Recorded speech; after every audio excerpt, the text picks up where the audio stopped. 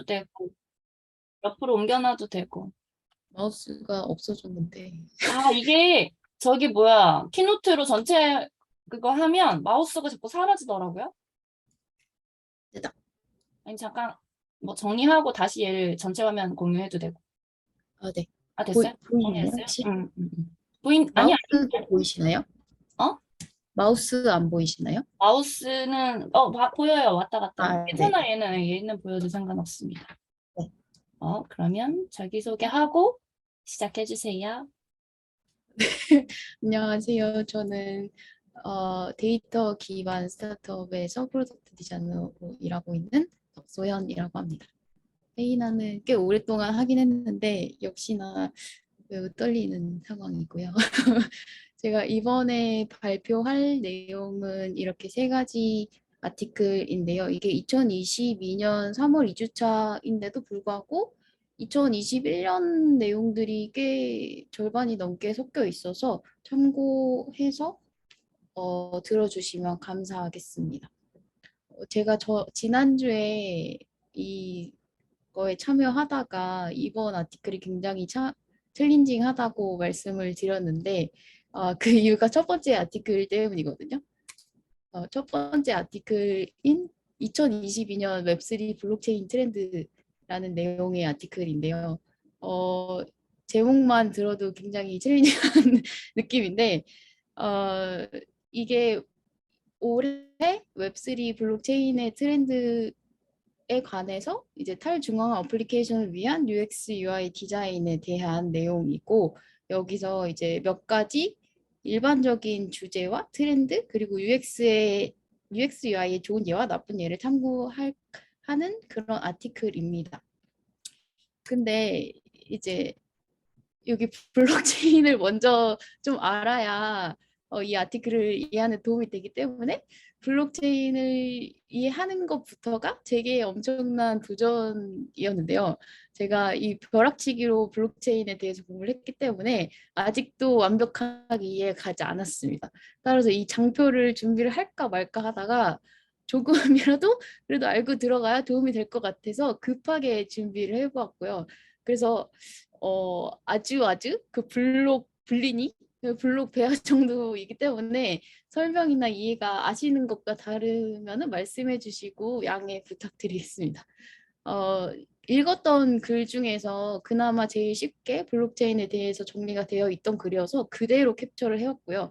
이 내용을 여기 출처에 가셔서 한번 읽어보시는 게 제일 빠르게 도움이 될 것 같습니다. 저는 간단히만 설명을 드릴게요. 블록체인이라는 거는 데이터 분산 처리 기술이라고 합니다. 영어로는 디센트럴라이즈드 뭐 기술이겠죠. 근데 이제 뒤에 나온 아티클에서는 이거를 탈중앙화라고 또 용어가 쓰이고 있습니다.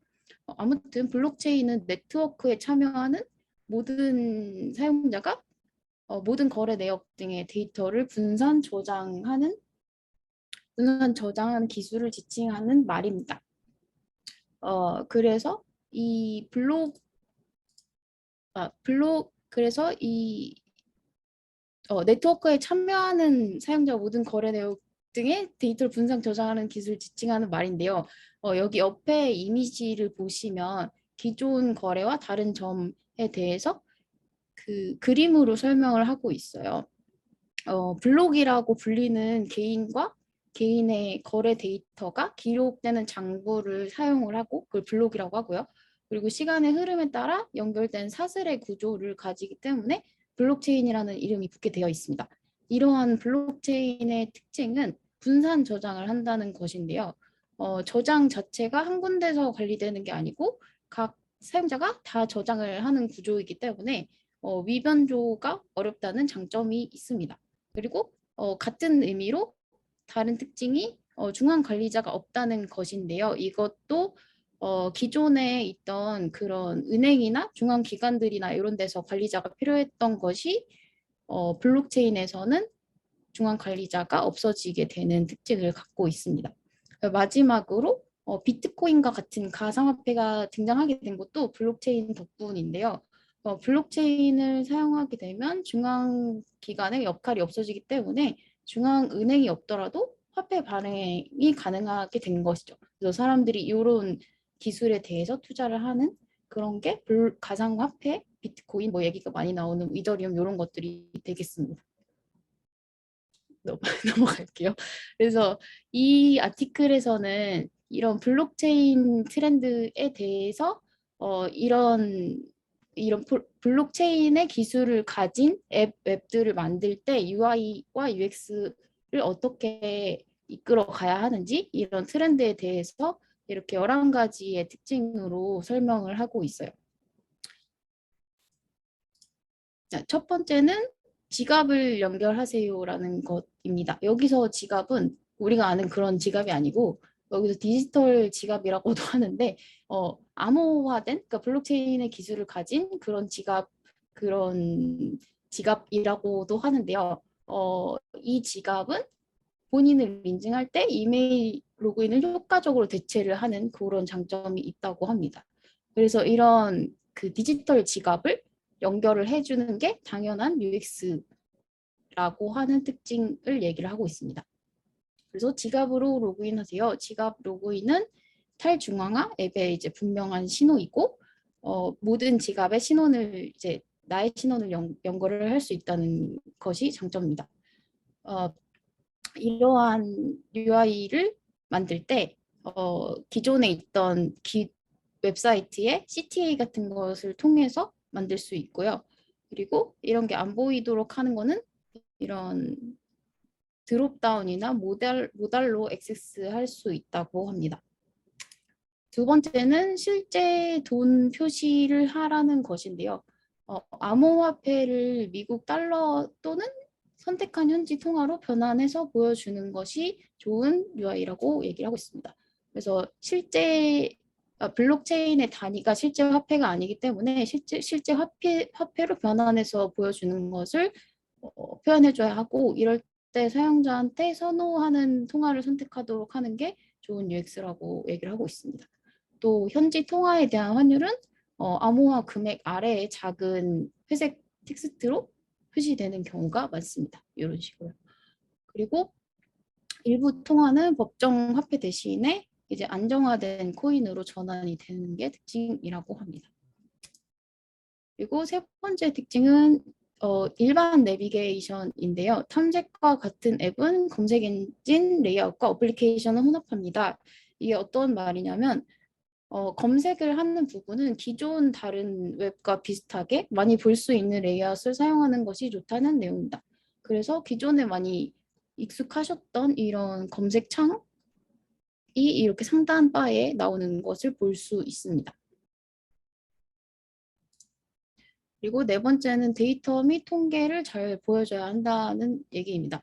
암호화폐는 가치가 변동하니까 데이터 시각화는 많은 블록체인 어플리케이션을 일하는데 매우 중요하겠죠. 그래서 이런 시간의 경과에 따른 시각화 트렌드를 표시를 하거나 그리고 정렬이 가능한 테이블을 사용을 하는 것 그리고 퍼센트나 이제 통화 같은 변환을 통해서 표시를 해주는 게 매우 중요하다고 얘기를 하고 있습니다. 다섯 번째는 흑백 미니멀 UI라고 하는데요. 이거 번역을 좀 고민을 하다가 제가 이거는 의역을 한 건데요. 그 전체적인 거는 흑백에 많이 단축된 그런 미니멀한 UI를 보여주고 있지만 보통의 우리가 익숙한 버튼의 자리에는 컬러풀한 그런 형태를 표현을 해서 사용자가 바로 그 원하는 것을 얻을 수 있게 하는 그런 것들을 얘기를 하는 게 아닌가 싶고요. 그래서 흑백의 인터페이스 그리고 회색 텍스트 그리고 이런 컬러 팝된 버튼들 그리고 윤곽선 같은 거는 사용하지 않고 그림자나 블러를 사용을 해서 이런 미니멀한 UI를 표현을 하는 게 좋다. 이런 것이 트렌드다라고 얘기를 하고 있습니다. 그리고 여섯 번째는 대담하고 선명한 타이포그래피입니다. 타이포그래피의 트렌드 자체가 블록체인에서는 볼드하고 그리고 사이즈가 크고 그리고 명확한 하이라키를 가진 그리고 회색 음영을 많이 사용한 이런 트렌드를 가지고 있다고 합니다. 그리고 일곱 번째는 모바일 우선인데요. 휴대전화에서 또는 이렇게 지갑의 브라우저를 통해서 이러한 사이트 앱을 많이 검색을 하거나 이용을 하기 때문에 모바일 우선의 디자인을 주는 게 트렌드라고 합니다. 그래서 모바일 내비게이션 있죠. 이게 그냥 이런 하단 아이콘이 있는 푸터를 사용하는 이런 것들과 그리고 큰 터치 영역을 사용을 하고 그리고 페이지당 단일 액션을 진행을 해야 되고 그리고 큰 활자체를 사용하는 게 트렌드에 맞는 디자인이라고 할 수 있습니다. 그리고 여덟 번째로는 하나의 태스크인데요. 이 내용은 아마존이 한때 원클릭 구매 버튼에 대한 특허를 받았죠.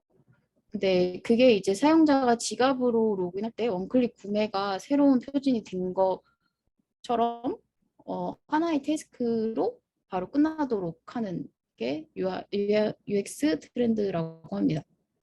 그래서 페이지당 하나의 버튼 동작을 사용을 해야 되고 명확한 강조 색상은 사용자가 조치를 취해야 하는 위치를 나타내는 데 사용을 해야 합니다. 그리고 위에 말씀드린 특징처럼 모바일을 염두에 두고 구축을 해야 되고 원클릭 구매를 유도를 해야 합니다. 그리고 마케팅이 없다는 것인데요. 이게 그 예시와 조금 상관되는 내용이긴 하지만 이 필자가 말하는 것은 앱을 구축할 수 있는데 마케팅 웹사이트를 구축해야 하는 이유가 없다. 사실 그 여기서 말한 디앱은 디센트럴라이즈드 앱이고요. 이런 디센트럴라이즈드 앱은 일반적으로 사용자가 아닌 투자자를 찾고 있기 때문에 마케팅 페이지가 필요 없다라고 하는 내용인데 그렇지만 다들 마케팅 사이트를 가지고 있다는 이런 특이한 예를 볼 수 있었습니다. 그리고 열 번째는 어플리케이션 개발 속도입니다. 이런 스시 수업이나 유니 수업 이런 애들은 깃허브에서 또 볼 수 있는 기능들이고요. 이런 것들을 사용을 하면 빠르고 새로운 기능을 쉽게 빠르게 적용을 할 수 있다고 합니다. 그래서 이런 거를 잘 적용을 하는 게 블록체인의 2022년 트렌드라고 하고요. 그래서 이런 그 블록체인의 특징들을 가진 애들을 개발자들이 잘 적용을 하면은 빠른 어플리케이션 개발 속도를 낼 수 있다고 합니다. 그리고 마지막으로 광고가 없다는 것인데요. 그 광고라고 생각하는 것에 따라 다를 수 있다고는 얘기는 하지만 주류 그때 디센트럴라이즈드 앱에서 멀어질수록 선이 흐려집니다. 이게 어떤 말이냐면 아직까지는 광고를 붙이지 않는 게 사용자들이 암호화폐를 거래하는 태스크에 조금 더 맞지 않겠냐라는 내용으로 이해를 할 수 있습니다. 왜냐하면 그 암호화폐를 다른 데 투자하지 않기 위해서 최대한 광고가 없이 나가는 게 당분간은 좋지 않겠나 하는 이런 트렌드의 내용을 분석을 했습니다. 그리고 이제 좀 특이한 콘텐츠들이 마지막에 소개가 되고 있는데요. 이런 웹사이트가 실제로 있다고 합니다. 이 암호화폐 거래를 하는 웹사이트인데 되게 옛날 레트로 형태가 있었고 또 이런 뭔가 게임화 형태를 한 이런 거래 사이트도 있었다고 합니다. 그래서 마지막으로 이 필자는 이렇게 얘기를 하고 있습니다. 이 필자가 사용하는 모든 디센트럴라이즈 앱의 한 가지 경향은 가장 인기 있는 디센트럴라이즈 앱의 핵심에 좋은 UX 디자인이 있다는 경우가 많다는 것입니다. 많은 디센트럴라이즈 앱이 깃허브에서 작업을 공유함에 따라서 새로운 디센트럴라이즈 앱은 UX 패턴을 상속하고 확장할 수 있다는 것을 확인했다고 합니다. 내용이 꽤 어려운데 혹시 이해가 가실까요?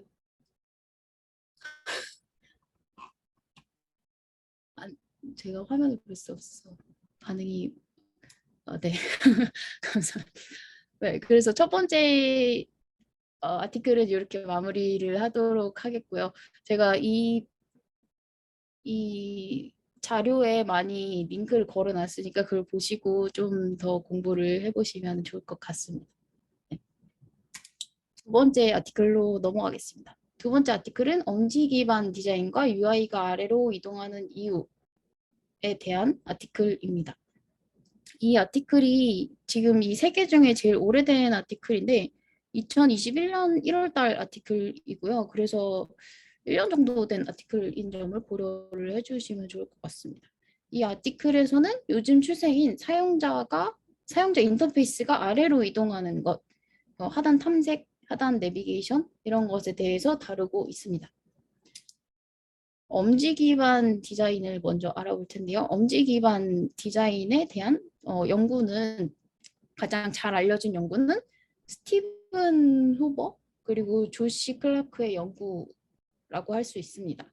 왼쪽에 있는 스티븐 후버의 연구에서 이런 많은 패턴들이 있지만 사용자의 75%는 한 엄지손가락으로만 화면을 터치한다는 점, 그리고 조시 클라크의 연구에서도 수치는 다르지만 49%의 사용자가 한 손으로 전화기를 들고 사용을 한다는 점, 이런 점들을 볼 때 본질적으로 가장 일반적인 것이 한 손으로 전화기를 들고 한 엄지손가락으로만 화면을 조작한다는 것임을 알 수 있는데요. 이 때문에 엄지 기반 디자인이라는 개념이 나오게 되었습니다. 모바일 스크린이 옛날처럼 작았을 때는 대부분 영역은 쉽게 접근을 할 수 있었습니다. 그러나 화면이 커질수록 상당 부분을 조작하는 것이 거의 불가능해졌죠. 이 그림에서 이 내추럴 부분은 엄지손가락에 큰 힘을 들이지 않고 터치 가능한 부분, 그리고 스트레치는 쭉 뻗어야 터치가 가능한 부분들, 그리고 OW라고 하는 부분은 손가락이 아야 하는 부분인데요. 그러니까 거의 닿지 않는 부분을 얘기를 하는데 이 화면 사이즈가 커질수록 O 부분이 굉장히 많아지게 됐죠. 그래서 우리의 손 크기는 한정적이기 때문에 화면이 커져도 이 내추럴 영역은 거의 유지가 되고 어우 부분만 늘어나는 것을 알 수 있습니다. 그래서 엄지 기반 디자인 추세 중 한 가지인 하단 탐색이 나오게 됐다는 결과입니다.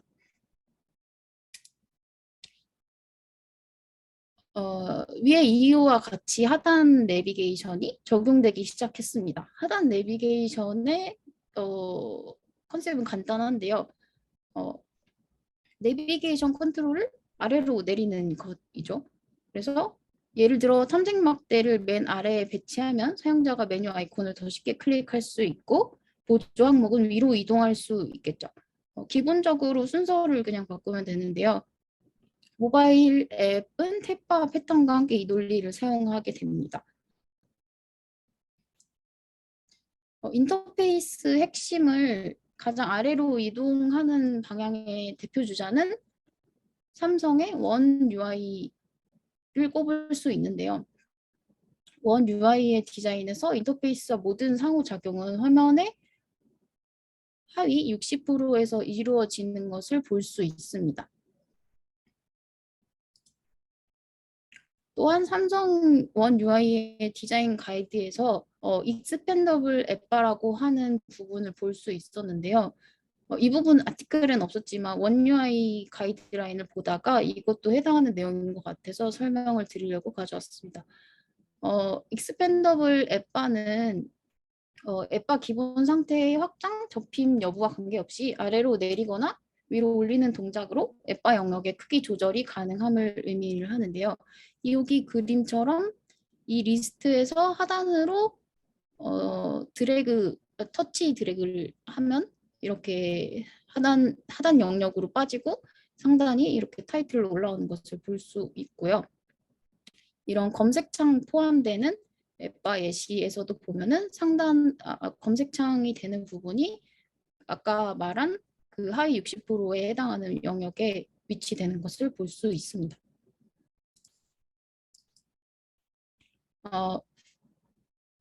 삼성의 원 UI뿐만 아니고 애플의 iOS와 맥 OS에서도 이러한 점이 적용이 되고 있습니다.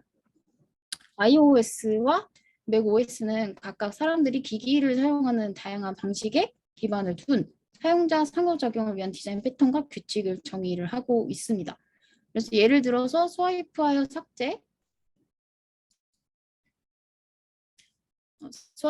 삭제, 그리고 작업 시트 명령과 화면 하단의 컨트롤과 같은 이러한 iOS 규칙은 휴대장치의 터치 상호작용에 최적화되어 있죠.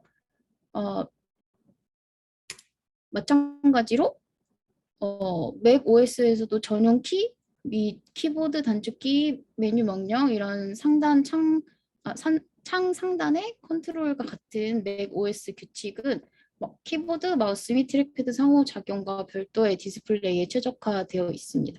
그래서 이게 사실 맥 OS와 모바일의 iOS와 같은 기능들이 많은데 이렇게 각각의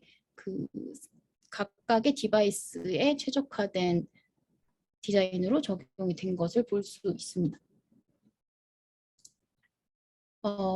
이런 하단 컨트롤이 적용된 것을 두 가지를 비교를 해볼 텐데요. 여기서 아티클에서 계속 비교하고 있는 게 애플하고 구글입니다. 이 왼쪽에 있는 것이 지도 앱을 비교한 것이고 오른쪽에 있는 것이 번역 앱을 비교를 한 것인데 두 가지 다 이렇게 애플은 하단에 인풋과 컨트롤을 많이 주고 있고요. 오히려 그 구글에서 보이는 이러한 UI 패턴은 되게 기존의 전통적인 방식을 따르고 있는 것을 알 수 있습니다. 이 아티클에서는 어떤 것이 더 유용할 것 같습니까? 이렇게 물어보긴 하는데 결론적으로 애플 제품에서 모든 주요 요소가 아래쪽으로 이동을 해서 어플리케이션을 보다 사용자 친화적으로 만든다고 얘기를 하고 있습니다. 이러한 큰 브랜드 중에서 이제 하단 내비게이션을 계속 사용해온 브랜드들의 예로 인스타그램과 틴더도 같이 들고 있는데요. 이렇게 여전히 이런 하단 내비게이션을 쓰고 있는 것을 볼 수 있습니다. 근데 사실 하단 내비게이션은 이제 모든 모바일 앱 어플리케이션의 기본 패턴이 됐기 때문에 큰 의미는 없을 것 같긴 합니다. 이러한 하단 내비게이션을 볼 수 있는 또 다른 그런 예제가 이커머스에서 많이 볼 수 있는데요. 여기 아티클에서 얘기하고 있는 첫 번째 사례는 유니클로입니다. 유니클로의 데스크탑, 모바일 웹, 그리고 모바일 앱을 이렇게 보시면 데스크탑 버전에서는 상단에 기존 컨트롤이 표시되는 반면에 모바일 버전에서는 모든 필수 요소가 하단으로 이동된 것을 볼 수 있습니다.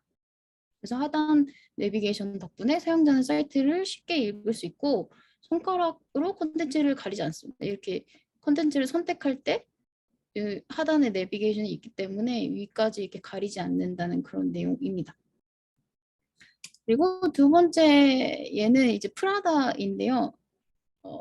여기 이 예제에서 보면은 전체 이 내비게이션의 요소를 그대로 모바일에 가져오는 것이 아니고 필수 요소들, 일부 요소들만 먼저 하단으로 이동한 것을 볼 수 있는데요. 근데 지금 현재 업데이트된 버전이 하단 내비게이션이 없어져서 여기서 좀 다른 유사한 앱이 없나 하고 찾아봤는데요.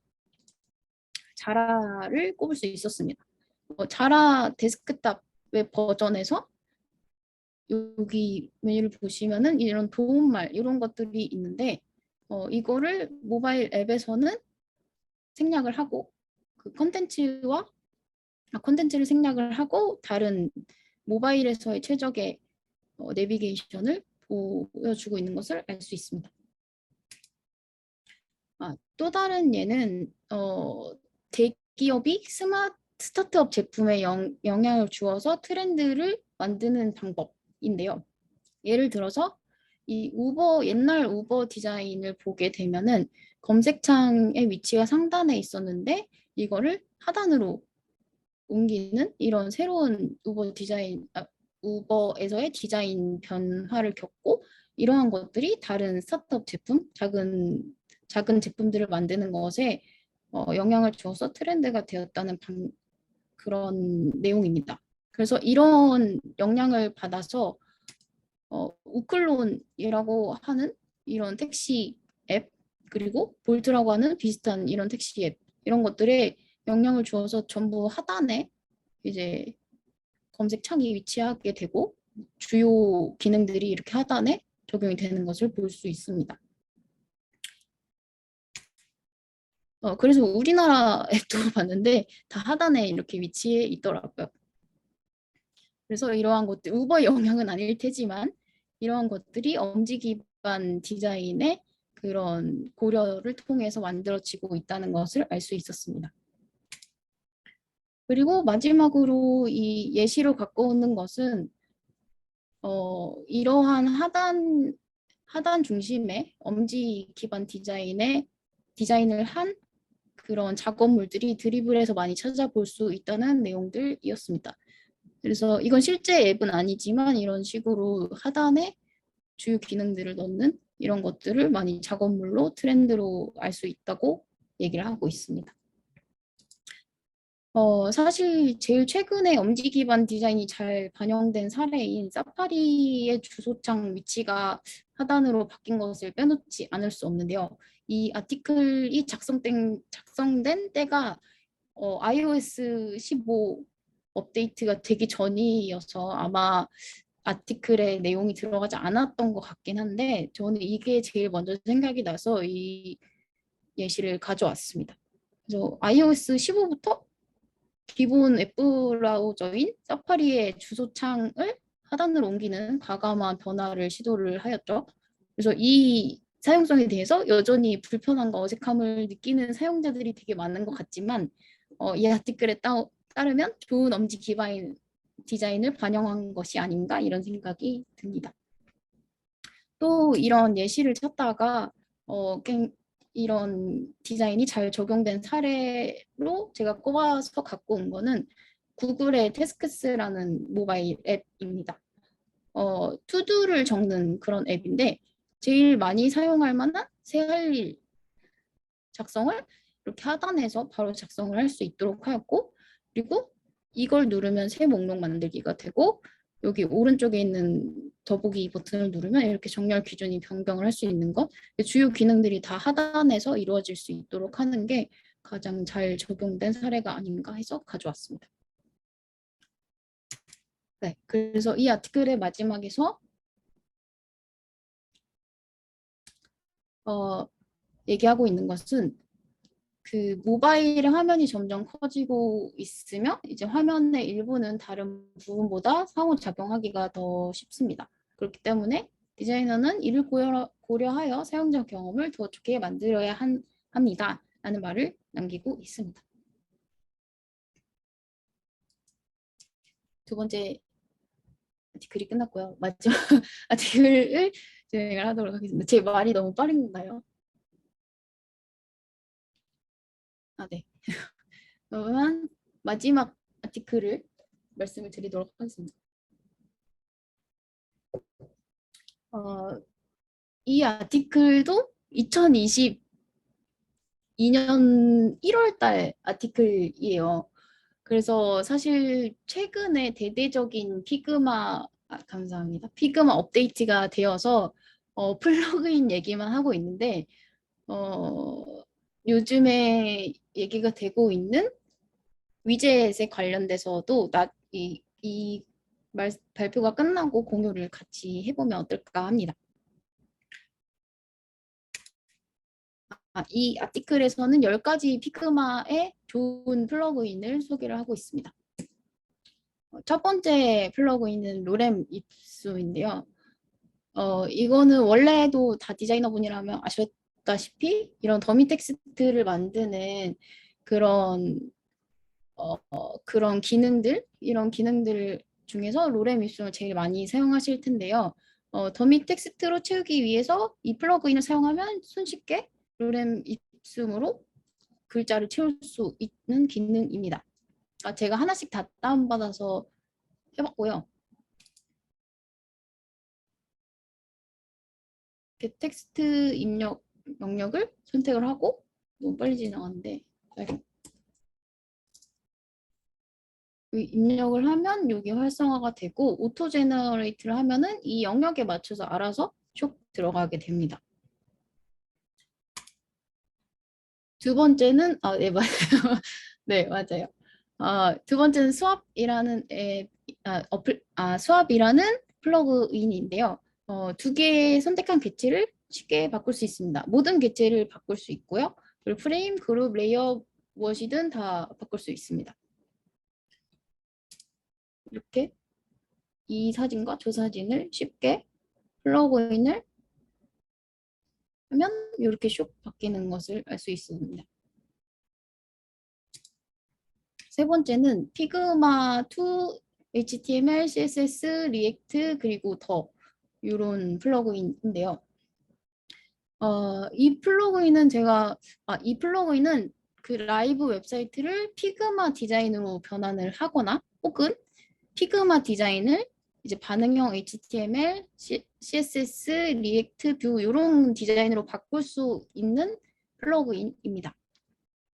근데 제가 이거를 실행을 해봤는데 그 피그마에 있는 거를 내보내는 건 쉽지 않았고 에러가 계속 나서 근데 이제 웹사이트에 있는 화면을 피그마로 갖고 오는 데는 꽤 적용이 잘 된 것을 볼 수 있습니다.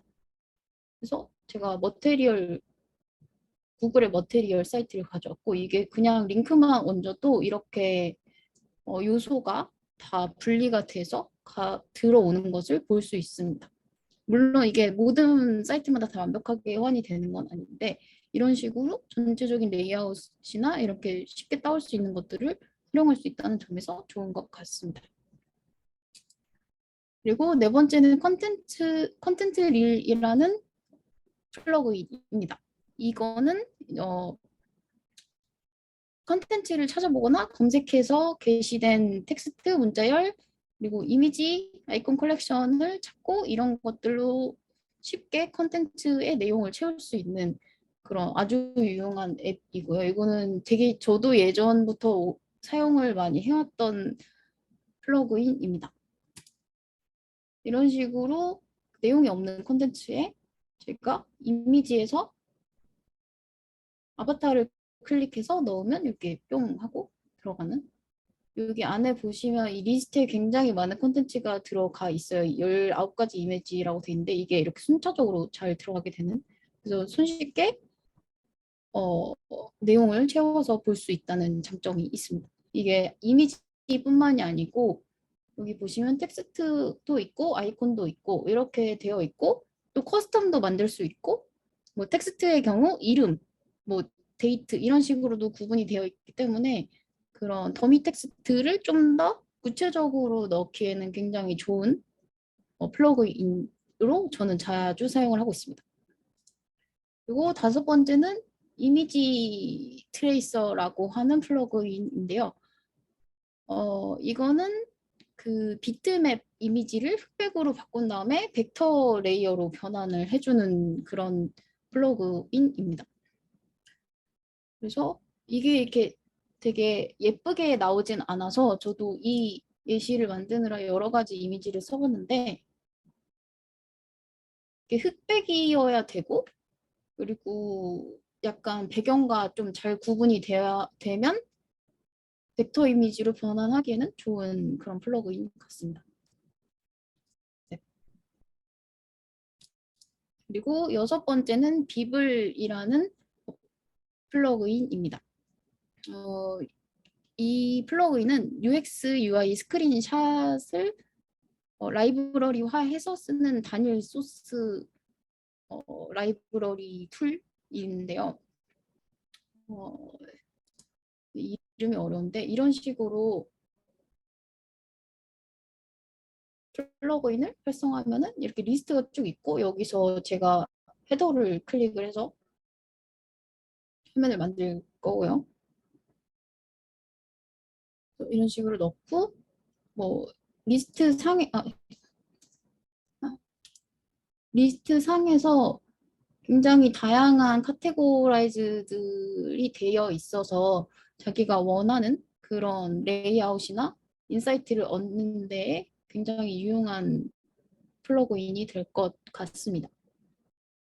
이게 단점이 누르면 다 이미지이고 자꾸 원하는 위치에 안 들어가서 화면이 자꾸 마우스가 밖으로 나가게 되는데, 이런 프라이스 화면을 만든다고 하면 네, 이런 식으로 사이즈를 조정을 해서 그냥 이렇게 이미지 형태로 붙여 넣어서 느낌이나 레이아웃이나 컨셉 같은 거를 확인할 때 빠르게 작업을 할 수 있을 것 같은 장점이 있습니다. 굉장히 유명한 그런 사이트들의 화면들을 캡처를 해놓았기 때문에 참고하는데 아주 도움이 될 것 같습니다. 그리고 7번째는 피그마를 스케치, 어도비 XD, 애프터 이펙트로 변환하는 플러그인입니다. 여러 가지 장점이 있었는데 가장 장점이랑 특이하다고 생각이 되는 점들이 두 가지 정도였습니다. 이렇게 내보내는 파일에 색상 및 텍스트 스타일 그리고 라이브러리를 포함을 해준다고 합니다. 그리고 피그마의 프로토타입이 있으면 그 프로토타입 링크를 포함을 해서 내보내준다는 점이 인상적이었습니다. 이렇게 활성화를 해서 적용을 하면 여기에 이렇게 레이어가 몇 개가 있고 페이지가 어느 정도 진행이 되고 있는지 알 수 있고요. 그리고 이게 페이지가 두 가지이면 알아서 이렇게 파일 전체를 내보낼 수 있었습니다. 그리고 8번째는 레이지로드라고 하는 플러그인이었는데요. 레이지로드는 스켈레톤 화면을 아주 손쉽게 생성을 해주는 그런 플러그인이었습니다. 우리가 스켈레톤 화면도 또 만들어줘야 하는 그런 상황이 있잖아요. 그럴 때 이렇게 되게 손쉽게 개발자한테 넘길 수 있는 이런 스켈레톤 만드는 플러그인이 이번에 알게 되어서 아주 기쁩니다. 그리고 9번째로는 아트보드 스튜디오 모컵입니다. 이거는 고품질의 모컵을 쉽게 만들 수 있는 플러그인인데요. 이게 처음 시작할 때 뭐 가입도 해야 되고 API도 가져와야 되고 이렇게 되긴 하는데 많이 사용하는 분들한테는 되게 도움이 되는 그런 플러그인 같습니다. 그래서 이렇게 API를 갖고 와서 등록을 하게 되면 이렇게 무료로 사용할 수 있는 그런 모컵들이 있고 여기서 손쉽게 모컵을 바로 적용을 해볼 수 있습니다.